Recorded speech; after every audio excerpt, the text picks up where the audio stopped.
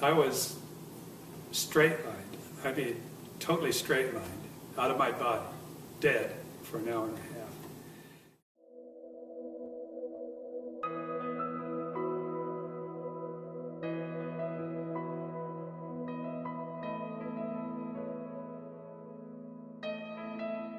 My name is Richard Cole, and I am 72 years old. I have never been what I would call religious.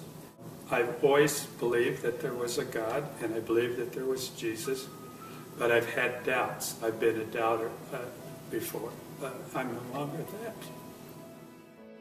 And this happened to me in 2005, so that was 6 years ago. And so how it came about was that I was on my way to Monterey. I go up there every year for the historic car races. While I stopped at the stoplight, I had a pain that started in my jaw, right in the mandibular area, went down my jawbone, down my carotid artery, and into my chest. I said, "Whoa, this is strange." My friend and his wife said, "What's wrong with you? You don't look very good. What's your symptoms?" I said, "Well, my hands feel a little sweaty and I feel a little clammy." I said, "I don't know what's going on." He says, "I'm going to take you to the hospital." I said, "Oh, I'll be okay. I'll go home and take an aspirin. This will be done with." He says, "No, we're going right now." So we went in and they put me on a gurney because there was no room in the emergency room. My blood pressure was extremely high, and they gave me a couple of shots right away to try and get my blood pressure down. And then I went right into the x-ray room, and they gave me some x-rays, and came back in a little while, and Steve, the doctor, a friend of mine, says, "You have a serious problem." I said, "Oh, really?" And he says, "Yes." He says, "You have an aneurysm, but what's worse, it's split, and I think you're bleeding internally." 5 o'clock the next morning, I was in the ready room rather, at Cottage Hospital. An anesthesiologist came in and says, "Well, I'm going to, give you a shot right now, and then you're going to go off to sleep." I said, "Okay." I said, "Is the doctor here yet?" "Yeah, he's here." So I asked to see him. I said, "Okay, what are you guys going to do to me?" And he says, "What we have to do is cool you down to a real low temperature, and when we do that, it'll be just like chopping a hole in Lake Michigan in the ice in the middle of the winter. Everything's going to stop. Your brain's going to stop, and your heart will stop." I said, "Well, I've never heard of that before, and I read a lot." And he says, "We usually don't tell our patients what we're going to do to them, or else they'd run down the hall dragging in the IV behind them." They told me when I went in that I'd have about a 50-50 chance of making it. I found out later with that kind of operation where they take your heart out, you have a 10% chance of survivability. So the anesthesiologist put the IV in. I went off to sleep right away, and they start rolling me down the hall to the operating room. And then I realized that I was still conscious and I wasn't under yet. It was like I was for a little bit, but then I was awake again. And I saw them roll me into the operating room.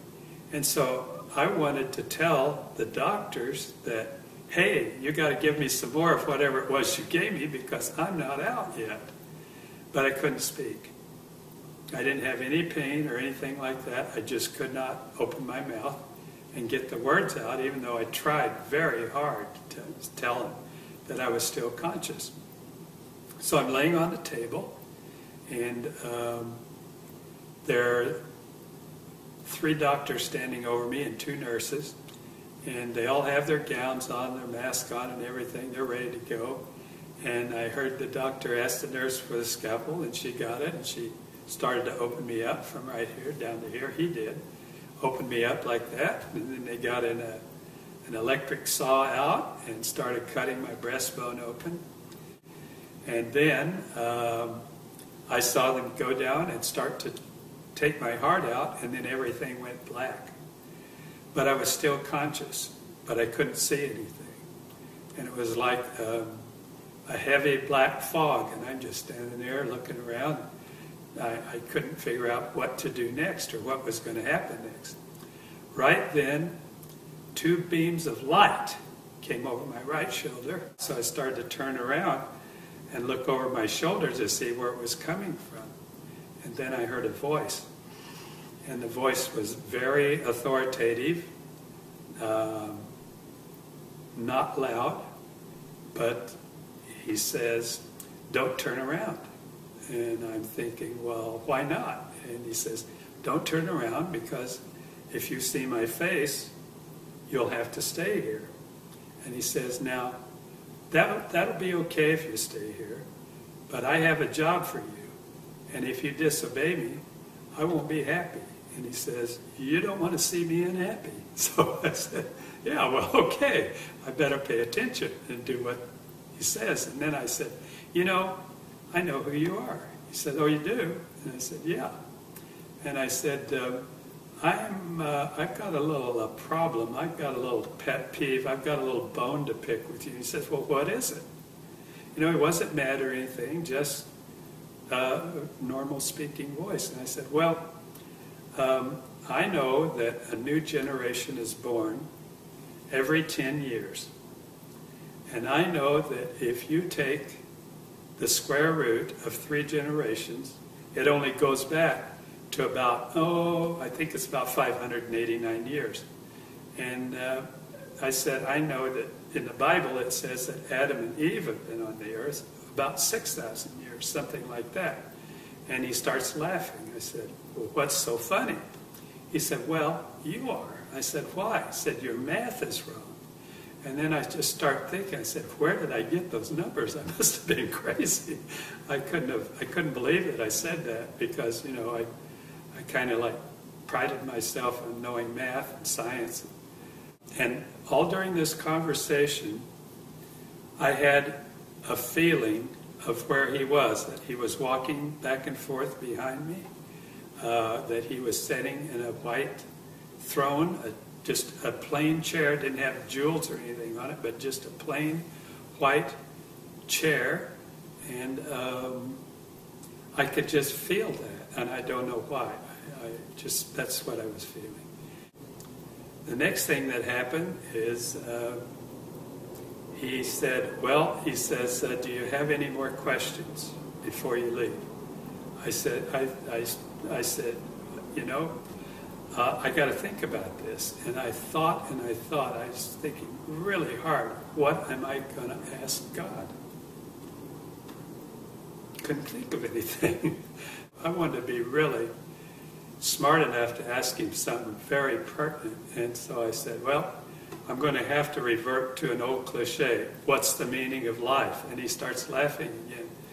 I said, what's so funny now? And he says, well, I don't know why, but a lot of people ask me that question, and it's really real simple. But I tell you what, when you come back, we'll sit down.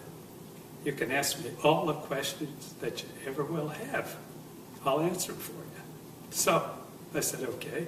He says, okay, it's time for you to go back. And I turned around. I'm sorry, but he put his arms around me. He put his arms around me. And it was a feeling that I can't explain. It was unconditional love, but it was words. I can't tell you the words. And I'm sorry, but I always act like this because I can feel it again. So, it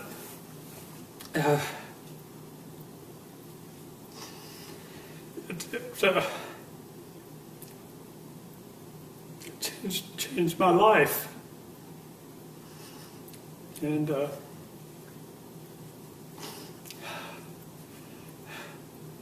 next thing I heard was the nurse was saying, I think he's ready to come out of it. His temperature's at 90 degrees. 9 days later, I was discharged from the hospital.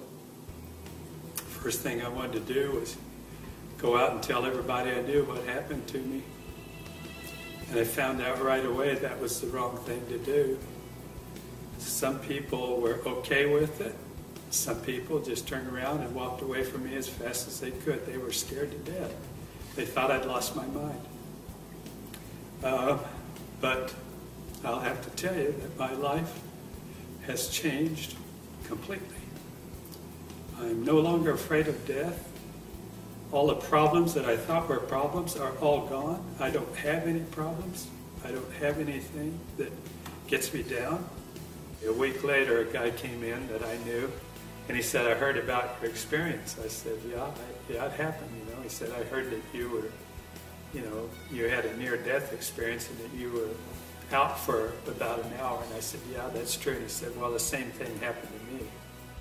And I said, and then I asked him what the meaning of life was. And he says, oh, that's easy. It's all about love. But that was the perfect answer. So I got that message right away. Now I study the Bible.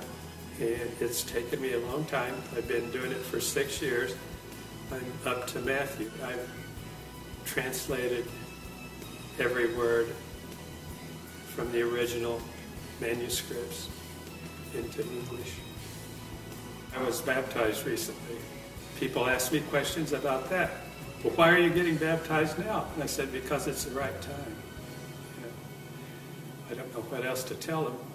I don't believe that you have to be baptized to go to heaven, but I know one thing. I want to follow what Jesus did. He set an example. I want to, so I did.